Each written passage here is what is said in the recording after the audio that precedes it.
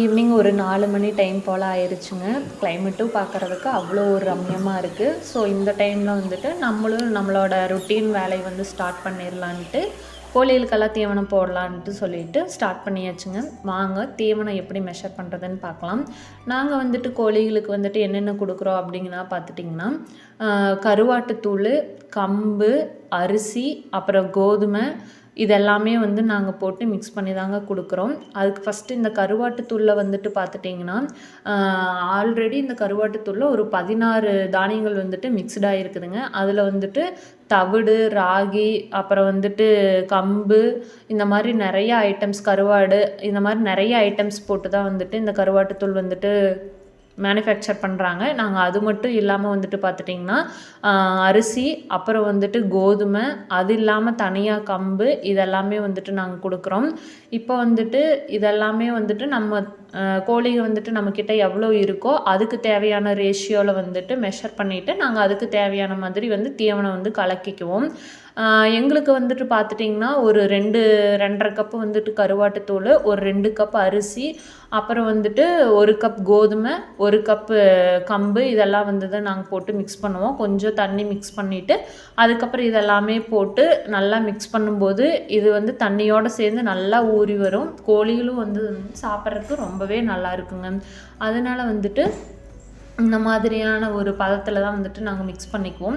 இதெல்லாம் மிக்ஸ் பண்ணி முடித்ததுக்கப்புறம் பார்த்திங்கன்னா, இந்த கருவாட்டுத்தூளெல்லாம் சேர்ந்ததுக்கப்புறம் வந்துட்டு கரெக்டாக ஒரு திருப்பதி லட்டு சைஸ்க்கு வந்துட்டு நம்மளுக்கு வந்துட்டு ஒரு ஷேப் கிடைக்கும். அந்த மாதிரி வந்துட்டு நம்ம இது பண்ணி உருண்டை மாதிரி இந்த மாதிரி கரெக்டாக பிடிச்சி எடுத்துக்கணும். நாங்கள் இந்த ஒவ்வொரு உருண்டையாக நாங்கள் வந்து அப்படியே போட்டுருவோம்.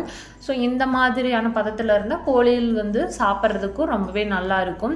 இந்த மாதிரி நம்ம தண்ணியில் கலக்கி கொடுக்கும்போது பார்த்துட்டிங்கன்னா அதுகளுக்கு ஈஸியாகவே ஜீரணமாயிக்கும். ராவாக கொடுக்குறத விட நல்லா இருக்குங்க. இப்போ வந்து நம்ம எல்லாமே கலக்கியாச்சு. வாங்க ஃபார்முக்குள்ளே போகலாம். இப்போ பாருங்களேன், ஃபார்முக்குள்ளே போனதுமே வந்து பார்த்துட்டிங்கன்னா என் பின்னாடியே எல்லா கோழிகளும் ஓடியாருது. இப்போ வந்துட்டு நாங்கள் ஒரு 2 பேட்சாக வந்துட்டு ஒரு 2 குரூப் வந்து நம்ம ஃபார்மில் இருக்காங்க. அவங்க யாருன்னா ஒரு 6 செட்டு வந்து ஒரு 6 கோழிக்கு தனியாகவும் ஒரு 2 கோழிக்கு தனியாகவும் எப்போவுமே இருக்கும். இதில் ஃபஸ்ட்டு பார்த்திங்கன்னா எல்லாமே நம்ம பின்னாடி தான் ஓடி வரும். ஃபஸ்ட்டு போய் போட்டதும் ஒரு 2 கோழி இப்போ தனியாக பிரிஞ்சு சாப்பிடுது. இது எல்லாமே வந்துட்டு மற்றதையெல்லாம் முடுக்கி விட்டுரும். இதோ பார்த்திங்களா, இங்கே ஒரு கோழி வந்துட்டு கால் வந்துட்டு ஊனமாக இருக்குது. இந்த கால் முண்டிகிட்டே தான் இருந்துச்சு. நாங்களும் வந்து ட்ரீட்மெண்ட் எல்லாம் பண்ணி பார்த்துட்டோம். எது பண்ணியுமே சரியாகலை. ஸோ இது எதனால் வந்து கால் முண்டுது, எதனால் இந்த விரலெல்லாம் சுருண்டுது அப்படின்னு எங்களுக்கே தெரியல. உங்களுக்கு தெரிஞ்சால் நீங்களும் மறக்காமல் கமெண்ட்டில் சொல்லுங்கள். நாங்களும் ஏதாவது வந்துட்டு அதுக்கு க்யூர் ஆகிறதுக்கு ட்ரை பண்ணி பார்க்குறோம். அடுத்தது வந்துட்டு அடுத்த ஒரு 6 கோழிகளுக்கு வந்துட்டு இங்கே தனியாக தீவனம் போட்டிருக்கோம். எப்போவுமே 2 பக்கம் தீவனம் போட்டால் தான் வந்துட்டு அது 2 ஒரு பக்கமும் இந்த 6 ஒரு பக்கமும் தனியாக சாப்பிடும். இல்லைன்னா ஒவ்வொன்றும் அடிச்சுக்கும். அப்படிங்கிறதுக்காக வந்துட்டு பார்த்துட்டிங்கன்னா நாங்கள் 2 பக்கமும் தனித்தனியாக தீவனம் போட்டுருவோம். அதுகளும் அங்கங்கே இருக்கிறத சாப்பிட்டு கம்முன்னு இருக்குங்க.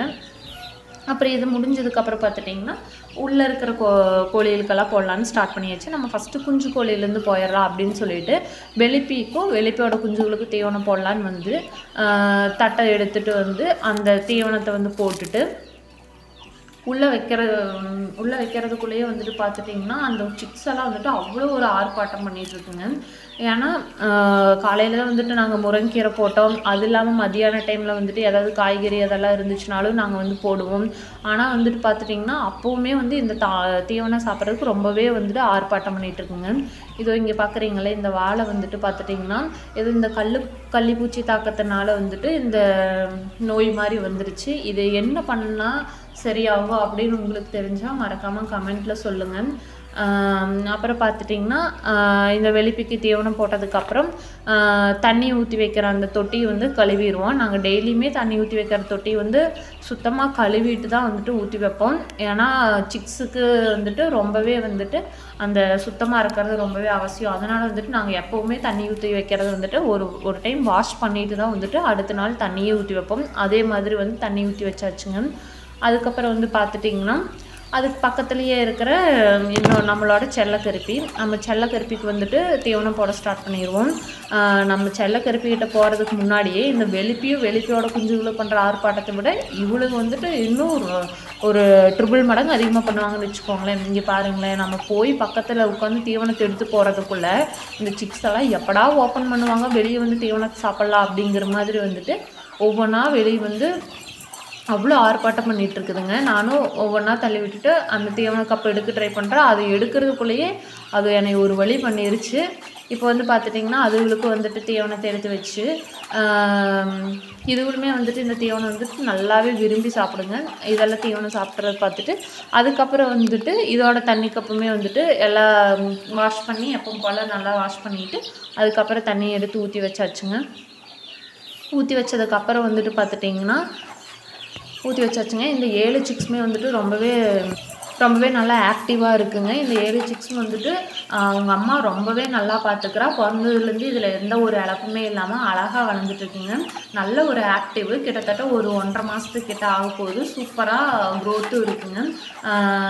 இதில் வர சிக்ஸுமே வந்துட்டு பார்த்திங்கன்னா நல்லா ஹெல்த்தியாக வரும்.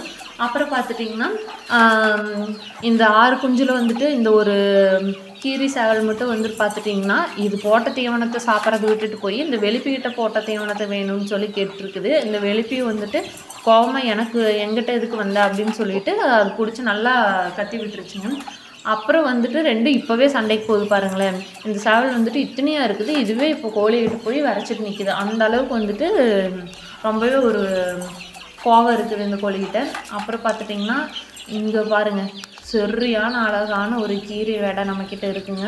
இந்த கீரி வெடை பார்த்துட்டிங்கன்னா ஒரு 4 to 5 months ஆகுது.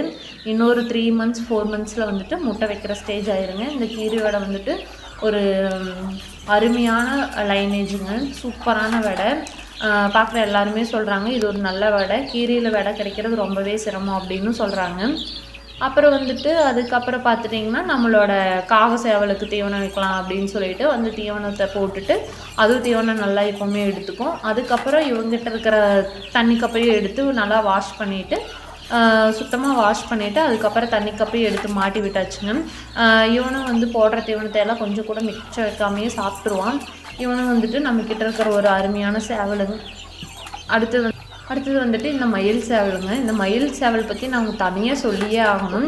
எப்பவுமே வந்துட்டு எல்லா சேவல்கிட்டவுமே வந்துட்டு தண்ணி வச்சுட்டு போனோம் அப்படின்னா கொஞ்சமாவது மிச்சம் இருக்கும். ஆனால் இந்த சேவல்கிட்ட வந்துட்டு தண்ணிங்கிறது கொஞ்சம் கூட இருக்காதுங்க. தண்ணி நல்லா குடிச்சுக்குவான். இவன் முருங்கீரை போட்டாலும் ஃபுல்லாக சாப்பிட்ருவான், தீவனம் போட்டாலும் நல்லா சாப்பிட்டுக்குவான். அதே மாதிரி இவன் என்ன கொடுத்தாலும் நல்லா சாப்பிட்டுக்குவான். இவன் ஒரு சூப்பரான சேவலுங்க. இவனுக்கு வந்து தண்ணியெல்லாம் வச்சுட்டு தண்ணியும் மாற்றி வச்சுட்டு தீவனமும் போட்டு வச்சுட்டு வந்தாச்சுங்க. அடுத்தது வந்துட்டு இங்கே பார்த்தீங்கன்னா நீங்கள் வந்து இது பார்த்துருப்பீங்க, நான் ஆல்ரெடி ஒரு ஷார்ட்ஸ் வீடியோலேயே வந்து போட்டிருப்பேன். ப்ரீடிங்காக நம்மளோட ஒரு ஃபார்மில் வந்துட்டு ப்ரீடிங் ஜோடிகள் அப்படின்னு சொல்லிட்டு செட் பண்ணியிருக்கோம் அப்படின்னு சொல்லிட்டு இதில் இப்போ ஏன் பார்த்துட்டிங்கன்னா வெடை மட்டும்தான் இருக்குது. சேவல் வந்துட்டு நம்மளுக்கு இந்த வெடையும் கூட கரெக்டாக செட் ஆகலை. அதனால் அந்த சேவலை எடுத்துகிட்டு நம்ம இப்போ ஒரு பக்கா லைனேஜான ஒரு சேவல் வந்துட்டு செலக்ட் பண்ணியிருக்கோம். அது வர இன்னும் கொஞ்சம் லேட் ஆகும் அப்படிங்கிறதுக்காக வந்துட்டு சரி அதுக்குள்ளேயே இதுகளெல்லாம் திறந்து விட வேண்டாம் அப்படின்னு சொல்லிட்டு இந்த 3 வெடைகளை மட்டும் தனியாக அடைச்சி வச்சுருக்கோம். இதுக்கு வந்து தீவனமெல்லாம் போட்டு தண்ணியும் மாற்றி வச்சாச்சுங்க. அடுத்தது வந்து பார்த்துட்டிங்கன்னா நம்ம வெள்ளச்சியோட குஞ்சுகளும். இது என்னடா இப்போ 3 குஞ்சு இருந்த இடத்துல இப்போ 2 குஞ்சு தாங்க இருக்குது. இவகிட்ட வந்துட்டு நாங்கள் ஒரு 10 நாளுக்கு முன்னாடி இவளை வந்து நாங்கள் வெளியே திறந்து விட்டோம். ஏன்னா இவளோட குஞ்சுகள்லாம் கொஞ்சம் பெருசாகிட்டா, அதனால் காக்காவெல்லாம் எதுவும் தூக்காது அப்படிங்கிற தொந்தரவெல்லாம் இருக்காது, அதனால் அப்படின்னு சொல்லிட்டு நாங்கள் வெளியே திறந்து விட்டுட்டோம். அப்புறம் பார்த்துட்டிங்கன்னா ஒரு 1 வீக் எல்லாமே நல்லா தாங்க இருந்துச்சு. இப்போ ஒரு 2 டேஸ்க்கு முன்னாடி பார்த்துட்டிங்கன்னா ஒரு 2 குஞ்சு, மொத்தம் 3 குஞ்சு இருந்ததில்ல, அதில் வந்துட்டு ஒரு வெள்ளை குஞ்சு மட்டும் காணுங்க. என்ன பிடிச்சிட்டு போச்சுன்னே எங்களுக்கு தெரியல. திடீர்னு வந்து பார்த்தா 2 குஞ்சு மட்டும்தான் சுற்றிகிட்டே இருக்குது. என்ன ரீசன் எங்களுக்கே தெரியலங்க. இவங்களும் வந்து தீவனத்தை எல்லாம் நல்லா சாப்பிட்டு தண்ணியும் நாங்கள் மாற்றி வச்சாச்சு. இவங்களும் தீவனம் சூப்பராகவே எடுத்துக்குவாங்க. வெங்காயம் போட்டால் சாப்பிடுவாங்க, முருங்கீரை எல்லாமே சாப்பிடுவாங்க. அப்புறம் வந்துட்டு பார்த்திங்கன்னா இங்கே வந்து நம்ம போட்ட தீவனத்தில் பால் தீவனம் முடிஞ்சு வெளியே இருக்கிறது எல்லாமே காலி பண்ணிகிட்ருக்கு. இது பத்தாதுன்னு சொல்லிட்டு வெளியே போய் மேய்ஞ்சிட்டும் வரும். அதுவும் இல்லாமல் நம்ம எவ்வளோ தீவனம் போட்டாலும் இது எல்லாமே சாப்பிட்டே தாங்க இருக்கும். அந்தளவுக்கு ஒரு நல்ல அருமையான கோழின்னு தான் சொல்லியே ஆகணும். அப்புறம் அப்படியே வந்துட்டு இந்த ஈயக்கால் சேவலுக்கு வந்துட்டு தீவனம் போட்டுடலாம் அப்படின்னு சொல்லிட்டு தீவனம் போட்டாச்சுங்க. தீவனத்தையும் போட்டுட்டு இவன் வந்து எப்போவுமே தண்ணி ஏதோ கொஞ்சம் கம்மியாக தான் இன்டேக் எடுக்குது. ஏன்னா தண்ணி எப்போவுமே வச்சுட்டே தான் இருப்பான். அதனால் இவனுக்கு தண்ணி ஊற்றி விற்கலாங்க. தண்ணி ஆல்ரெடி ஃபுல்லாக இருக்குது, அதனால் விட்டாச்சு. ஸோ இப்படி தாங்க நம்மளோட ஈவினிங் ரொட்டீன் வந்து எப்போவுமே போகும். ஸோ உங்களுக்கும் வந்துட்டு கோழிகளுக்கு தீவனம் அரைக்கிறதுக்கான அந்த ரேஷியோ வேணும், நீங்கள் என்னென்னலாம் யூஸ் பண்ணுறீங்க அப்படின்னு வந்துட்டு உங்களுக்கும் தெரிஞ்சுக்கணும் அப்படின்னா மறக்காமல் கமெண்ட் பண்ணுங்கள். நான் அது ஒரு வீடியோவை எடுத்து போடுறேன். அண்ட் கோழிகளுக்கெல்லாம் கொடுக்குற ஸ்டார்டர் வந்து எப்படி ரெடி பண்ணணும் அப்படின்னு உங்களுக்கு அந்த டீட்டெயில்ஸ் வேணும் அப்படின்னா வந்துட்டு அதையும் கமெண்ட்டில் சொல்லுங்கள். நான் உங்களுக்கு எப்படி பண்ணுறது அப்படிங்கிற டீட்டெயில்ஸை வந்துட்டு கண்டிப்பாக வந்துட்டு அப்டேட் பண்ணுறேன். Thank you friends.